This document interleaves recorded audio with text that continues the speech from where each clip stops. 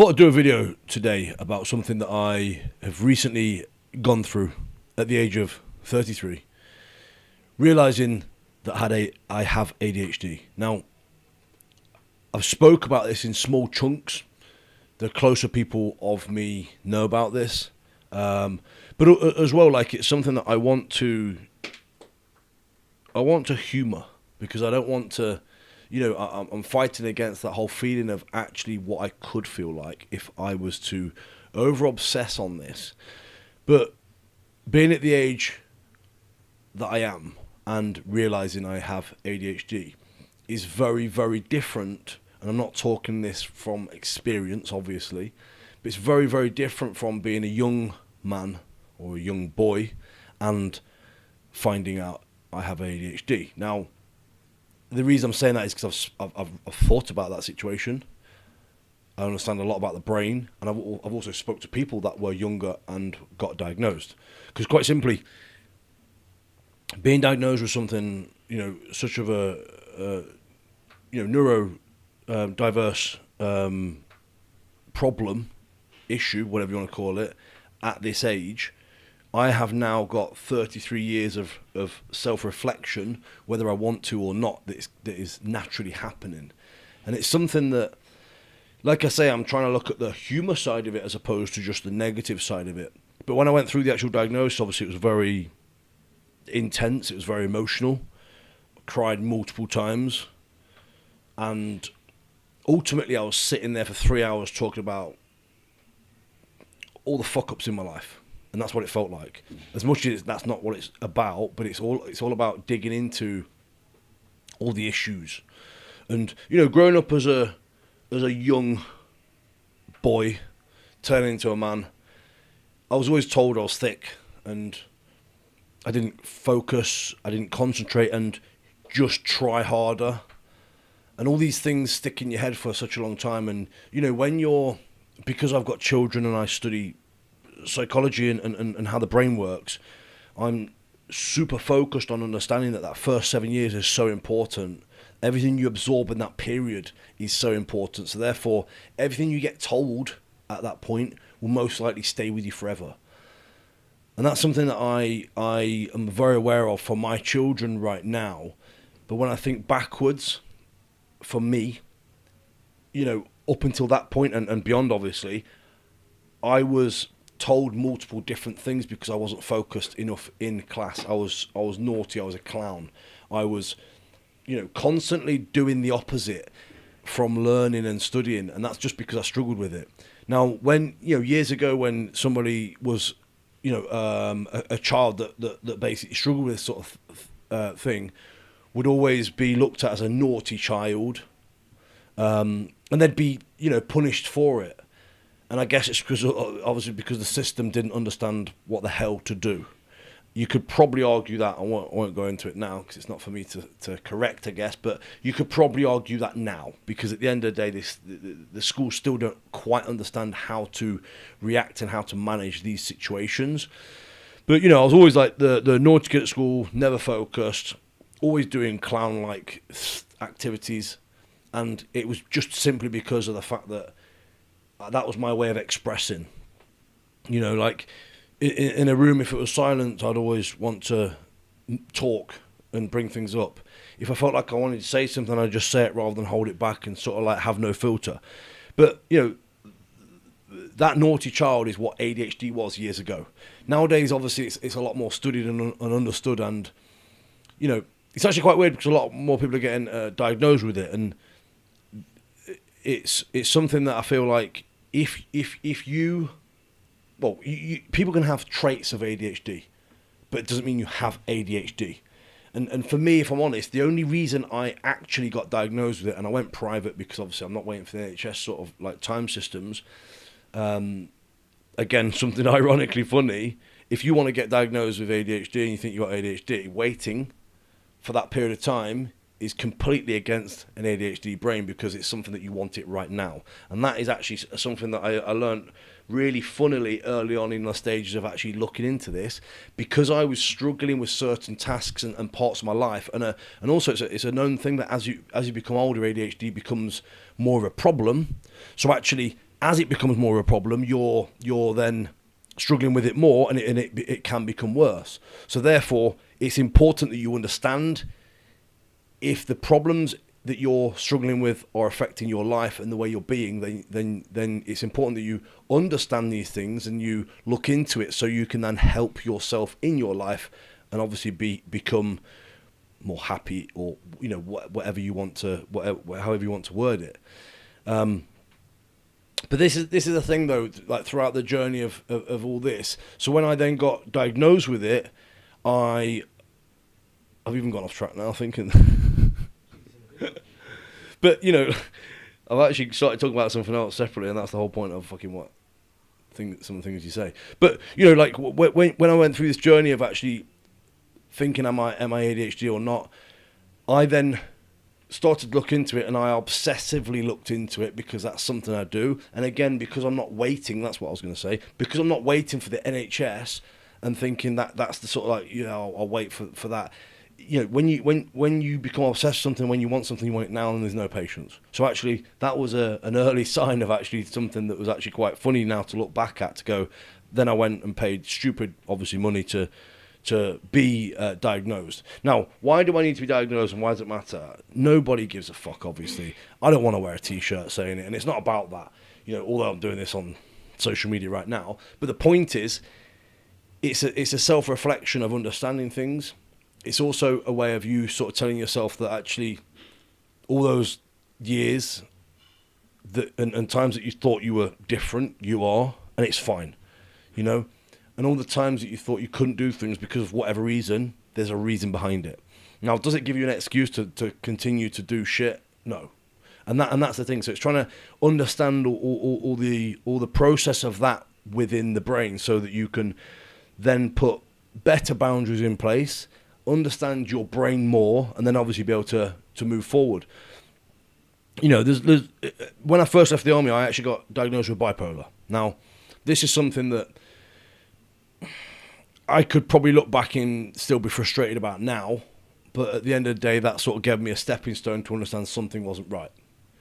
Bipolar obviously is something that's easy to diagnose if someone has ups and downs. And that's why I feel like it was probably something that got thrown at me at an early age. So I, not forever, but I for a very long time thought I had bipolar, and because I had drastic highs, drastic lows, and thought that was just how I was. And then obviously later on, understanding like what I understand now and going through the diagnosis, it makes complete sense why obviously bipolar was the thing. Like as some of the obviously traits, I'm relentlessly known to buy shit. I buy things, I get obsessed with things, and then I lose. Well, it's like it goes out of fashion. Has to be brand. Yeah, branded stuff. Again, it's something that. Again, it's something that I used to think about. It was an ego thing before, where like it's all about ego, 'cause it has to look good, it has to be certain brands and this, that, and the other. But actually, it's just having that sort of like pattern with how your brain works and the things that you actually see fit for the job, if you want to put it like that. So it's about having things that make you feel happy and buying things that are making you feel like it's at the end of the day, it's a dopamine hit, and that's as simple as that. Like when you have bipolar, when you have ADHD, you have a lower amount of dopamine released, so therefore you go for that dopamine hit, and that is the main thing that throughout my whole childhood and throughout my whole obviously adulthood and up until now, I never understood I understood that dopamine was a thing, but I didn't understand that was a problem that I was suffering with for such a long time. So I was constantly buying things, constantly thinking, what's next? Have surges of energy because I'm chasing this dopamine, then all of a sudden having massive crashes. And that was where I got misdiagnosed with bipolar, because I was having these highs and these lows. Looking back at it now, it makes complete sense, obviously, because of the fact that I was super low because I was fucking tired. I was fatigued. I was crashing down from that such of a high. So that's why, right now I'm looking at changing my lifestyle again, and I'm looking at changing the things that I do. Like when you're looking at like all the things you're buying and all this sort of stuff, something else I used to do as well is do stupid things. So I'd do something stupid again because you get that hit of dopamine. Like, for example, wearing women's clothes and putting it online because people then laugh at you and comment and like and all that sort of stuff. It's a dopamine hit. There's nothing wrong with it. Did you do stuff like that in school? At school, multiple times I wore women's clothes to school whenever it was something that was... Yeah, but no, not on a normal day. I wouldn't just walk to school in heels. But, you know, like if it was a dress up day or something, I'd wear girls' clothes. Or just something extreme. But again, it's that mentality of being extreme because I know I'm going to get that dopamine hit. You know, if someone does something funny, I need to do something funnier. You know? But a lot of the time as well, that could lead that will lead you into shit. Lead you into trouble and lead you into a point where you're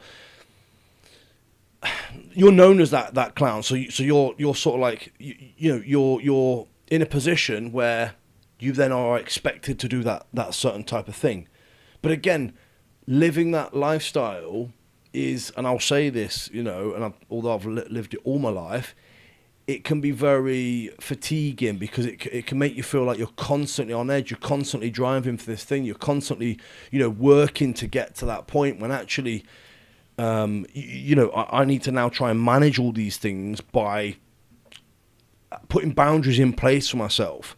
You know, another thing that I'd often do is where, because I've got so many thoughts in my head, and you know, a lot of people say this whole thing about having a remote control. It's like someone having a remote control in your head. So for years, I've stuttered, and I've not got a stammer, but I've stuttered because I often try and I'm thinking about multiple things. So as I'm telling someone a story about something, I'll then jump in with another story or forget things, like I did a minute ago, actually.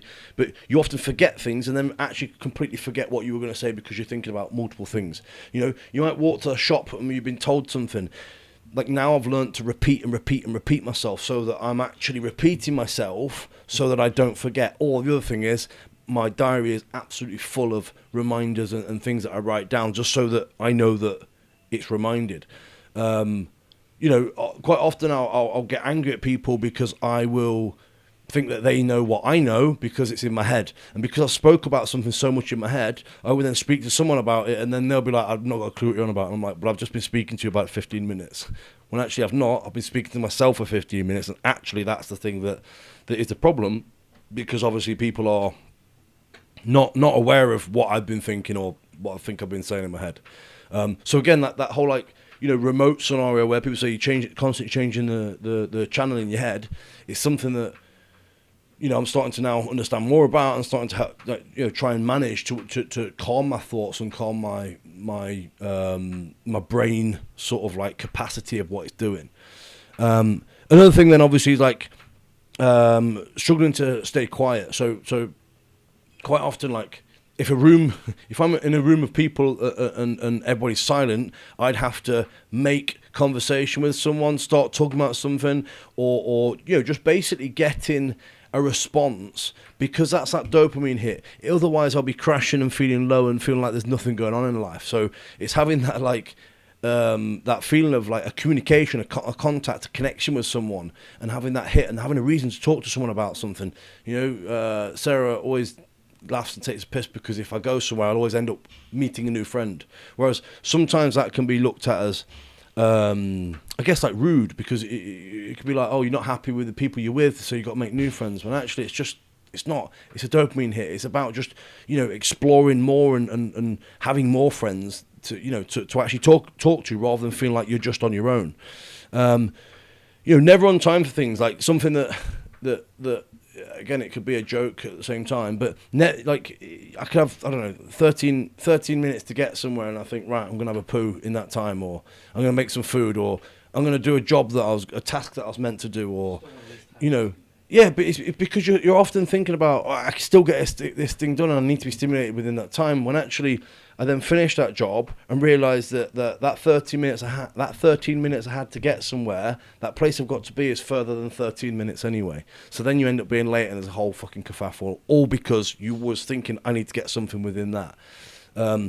You know, quite often, like, you can be angry or something if someone cuts you up and all that sort of stuff. Again, this could be a trait that everyone go, well, I get angry, I get road rage and things like that. But it's called compartmentalizing, where if someone was to cut me up in a car or something, I'd need them to say sorry, to acknowledge that they're actually, they understand what they've done, and I'm able to then move away from it, because all the thoughts in your head, and you've got so many things going on in your day, you then have this box that's open because they haven't apologized. And then you think about it all day because you're constantly going on about it, and you're thinking, what's going on, and how can I fix this? When actually, once they said sorry, you can close the box and then you can put it aside. It might sound something simple like that, but it's just things that happen because you're not dealing with those situations. Again, forgetfulness, and I don't know. I could have gone shopping this morning and bought 24 pack of toilet roll, but then I'll go later on because I think I need toilet rolls in my head. It just popped in my head, and I've realised I need toilet roll. Well, I don't need toilet roll, and then I've gone and bought another 24 pack, or even a 48 because I was on offer. But it's those things where like you often forgetting that all these different things. Now, something I've done recently is come off medication. This isn't for people to reflect on themselves, so I'm not telling you this for any reason other than my own experiences with the type of person I am and the type of life I live. Now, quite simply, I was diagnosed, and I went straight onto medication afterwards and slowly upped my medication. And what the medication does, it does two things. One, it increases dopamine, so it releases dopamine within the brain so that you're technically more content, more calm.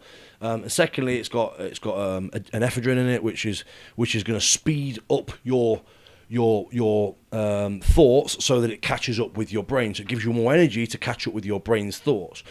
And in that process, the first couple of weeks were different and very odd, and I had to adapt a lot. And if I'm completely honest with you, nearly completely split up with my missus Sarah, because I was being a complete dick, and there was all sorts of feelings and things going on. It really dragged me down, and it made me a different person. I was unable to control that rush of dopamine, and I couldn't quite see things straight. And it's all because of all this period you go through. And they say that the first couple of months is going to be like that because your body's trying to fight this stabilization of a new drug inside you. Fast forward to stabilizing or feeling like I stabilized, I was making a lot of different changes and a lot of things in place anyway. And then I realized when I did England's Strongest Man, I did my first event, completely blasted the event and won it. And then after that, I may as well have not been there for the whole day. And again, after looking back at it and studying it, it's all because the dopamine was, released, and too much dopamine was released, that I was content and happy with where I'm at. So from that point there, I then may as well have not been there for the rest of the day. Zach, stop doing that. I was there for the rest of the day that within that event. Sorry, for the rest of the competition on that day, I may as well have not been there because I was constantly, thinking everything was fine, although it wasn't. And I'd lost that grit and that grind and that thing that I wanted to push on to be. And that's that's who I am.